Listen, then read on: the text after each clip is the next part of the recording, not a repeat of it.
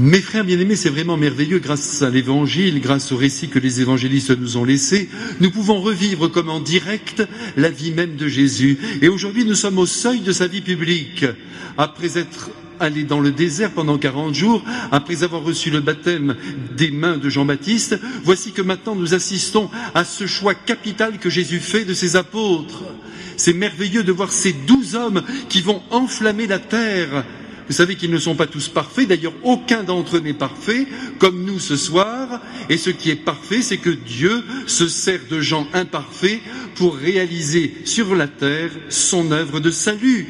Si vous attendez, mes frères, d'être parfaits pour faire quelque chose pour Dieu, eh bien vous pourrez attendre longtemps. Nous restons tous, vous comme moi, de pauvres gens, mais Dieu se sert des êtres les plus humbles. Et vous savez que pour que l'humilité prenne racine en un homme, il faut tout simplement que celui-ci ait conscience de sa propre misère. Tous ceux qui sont imbus d'eux-mêmes, tous ceux qui sont orgueilleux à outrance, ne font rien pour Dieu. Ils s'opposent à lui. L'Évangile ne peut pas se greffer dans leur cœur. Et c'est pourquoi notre Seigneur, vous le savez, est venu appeler des pécheurs. Et la Sainte Église, à la suite du Christ, prend bien soin au début de la messe de nous faire dire les uns aux autres que nous sommes pécheurs. Parfois ça va très vite, vous savez, je confesse à Dieu Tout-Puissant, mais on ferait bien de réaliser ce que nous disons, prêtres compris. Nous sommes tous de pauvres pécheurs, et tous les jours, d'ailleurs peut-être 150 fois pour certains d'entre vous, nous disons à la Sainte Vierge, priez pour nous, pauvres pécheurs. Ça, c'est notre carte d'identité la plus fondamentale.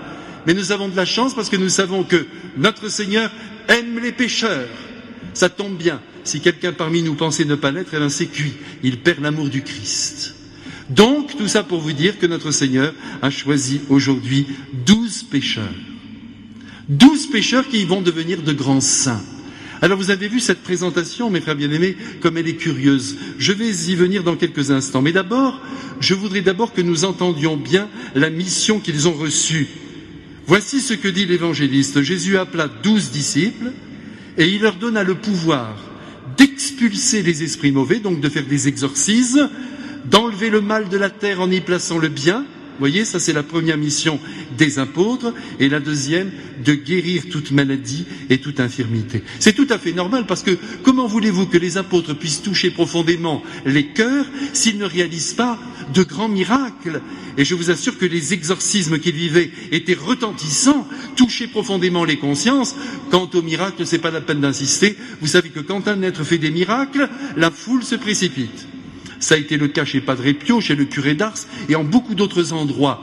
Et lorsque la Sainte Vierge est aussi présente quelque part, dans je ne sais quelle grotte perdue, les miracles se multiplient. Et c'est comme ça que le peuple tourne les yeux vers le ciel. Le miracle n'est jamais une fin en soi. C'est un stimuli pour notre foi. Et en même temps, eh bien, les êtres qui sont touchés par une grâce insigne se retournent vers le Christ, vont vers cette source de bonheur et se mettent à croire en lui.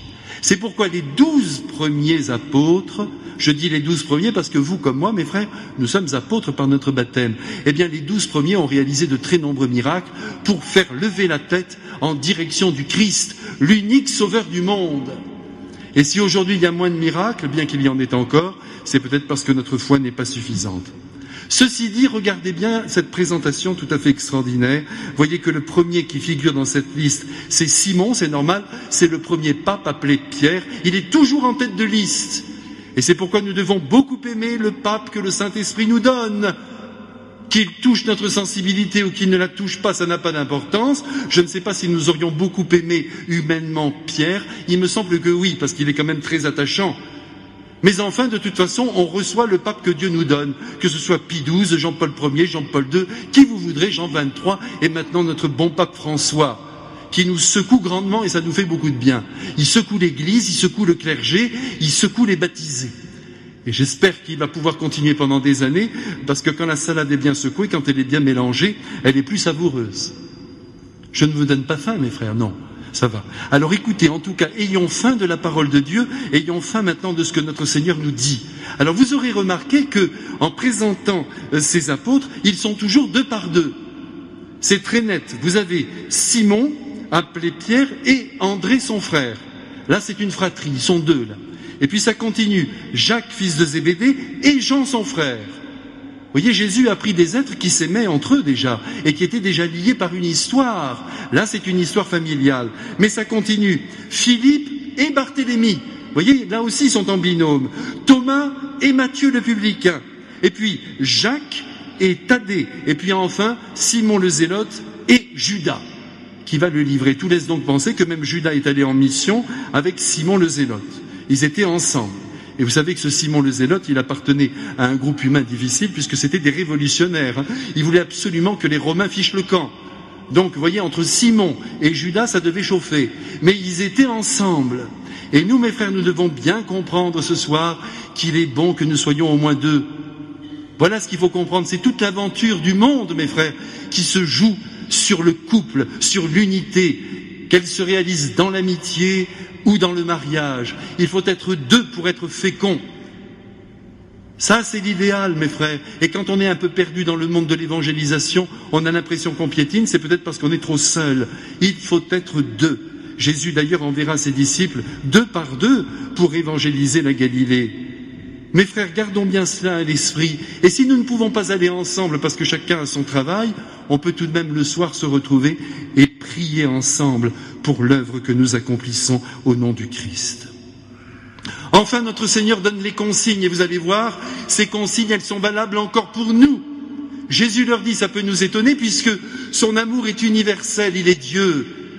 Il leur dit, n'allez pas chez les païens, chez ceux qui ne croient en rien, n'allez dans aucune ville des Samaritains, des gens qui ne sont pas d'accord avec nous, non, allez vers les brebis perdues d'Israël, c'est-à-dire vers les pécheurs, ceux qui ne sont pas reconnus par les pharisiens, par les sadducéens, mais qui appartiennent au peuple d'Israël. Et là, mes frères, eh bien, faisons l'application pour nous. Jésus nous dit ce soir, ne va pas vers les athées, vers ceux dont le cœur est fermé, ça ne sert à rien, tu ne peux pas démonter une porte blindée. Attends que le cœur s'ouvre, va vers tes frères baptisés qui ne pratiquent plus. Voilà les nouvelles brebis d'Israël perdues. Eh bien, mes frères, demandez autour de vous, à tous ceux qui vivent à côté de vous, bien sûr, dans votre immeuble, essayez de vous renseigner pour savoir qui est baptisé et qui ne vient plus à la table eucharistique, qui n'a pas fait baptiser ses enfants, mais qui est lui-même ou elle-même baptisé. Et attaquez ce cœur. Parce que quand on a reçu le baptême, mes frères bien-aimés, même si apparemment on est éloigné de tout, le dynamisme divin est présent dans l'âme humaine. Il dort, c'est tout. Et donc il faut le réveiller. Mais il y a déjà des dispositions dans l'ordre de la grâce qui travaillent ce cœur. Donc n'allez pas vers ceux qui vous repoussent. Allez vers ceux qui ont reçu la grâce du Christ, mais qui la font dormir bien tranquillement au fond d'eux-mêmes. Voilà ce que nous dit notre Seigneur, et puis il ajoute, proclamez aussi que le royaume de Dieu est tout proche. Ben oui, parce que dès qu'une âme se donne au Christ, eh bien, elle est dans le royaume. Sur la terre, mes frères bien-aimés, si nous sommes unis au Christ, si la grâce de Dieu habite notre cœur, il n'y a pas de raison de ne pas le penser. Si nous communions, nous sommes déjà au ciel, sauf que nous ne voyons pas avec nos yeux de chair le Christ, mais nous sommes unis à lui. La vie sur la terre dans la grâce du Christ, c'est la même vie que dans la gloire, comme une rose, si vous voulez, qui ici-bas est fermée, mais dont le bouton s'ouvrira dans le ciel. Mais c'est la même vie. C'est merveilleux de pouvoir se dire cela. Je voudrais vraiment, mes frères, que vous vous disiez ce soir, nous sommes déjà au ciel, puisqu'on est unis à Jésus, la Sainte Vierge vit avec nous, les anges nous enveloppent et nos saints préférés veillent sur nous. Et puis demain ou après-demain ou dans 3 jours ou dans 50 ans, eh bien nous les verrons au moment du grand départ. Je ne veux même pas dire au moment de la mort, parce que la mort n'existe pas quand on a la foi. Il n'existe qu'une chose, ça s'appelle la rencontre avec Dieu. Avec Dieu notre Père, avec Dieu le Fils, avec Dieu le Saint-Esprit. Alors mes frères bien-aimés, sentez-vous apôtres jusque dans les profondeurs de vos fibres humaines. Sentez que vous avez de la force. Appuyez-vous sur un frère qui est à côté de vous, peut-être votre mari ou vos enfants, et puis annoncez le Saint-Évangile en allant vers ceux dont le cœur est ouvert. Voilà, je ne vois plus rien à vous dire, donc je m'arrête pour ce soir.